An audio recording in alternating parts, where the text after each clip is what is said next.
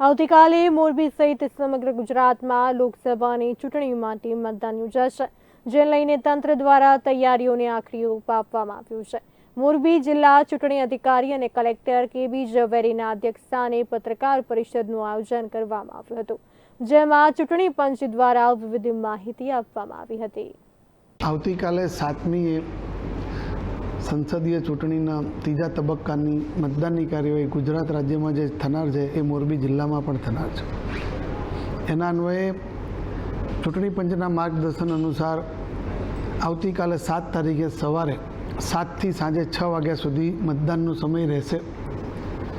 મોરબી જિલ્લા અને મોરબી શહેરમાં થઈને 889 જેટલા આપણા મતદાન મથકો છે, 558 જેટલા મતદાનની PSL પોલિંગ સ્ટેશન લોકેશન્સ છે। આ દરેક જગ્યાએ મોરબીના નાગરિકો જાય ત્યારે પોતાનું ચૂંટણી કાર્ડ સાથે રાખે। જેમની પાસે ચૂંટણી કાર્ડ ઉપલબ્ધ ના હોય તેવા કિસ્સામાં ચૂંટણી પંચ દ્વારા 12 જેટલા અન્ય પુરાવા આઈડેન્ટિફાઈ કરેલા છે, જેમાં મહદઅંશે તમારું આધાર કાર્ડ, ઇન્કમટેક્સનું પાન કાર્ડ, RTO દ્વારા આપેલું લાયસન્સ, મનરેગા તરફથી મળેલો કોઈ પુરાવો હોય તો, બેંક અથવા એમાં અન્ય કોઈ એ પ્રકારની સંસ્થા દ્વારા જો તમારો ફોટોગ્રાફ સાથેનો આઈડેન્ટિફિકેશનનો પુરાવો હોય તો, એવા વિવિધ 12 પુરાવા ચૂંટણી પંચ દ્વારા નક્કી કરવામાં આવેલા છે।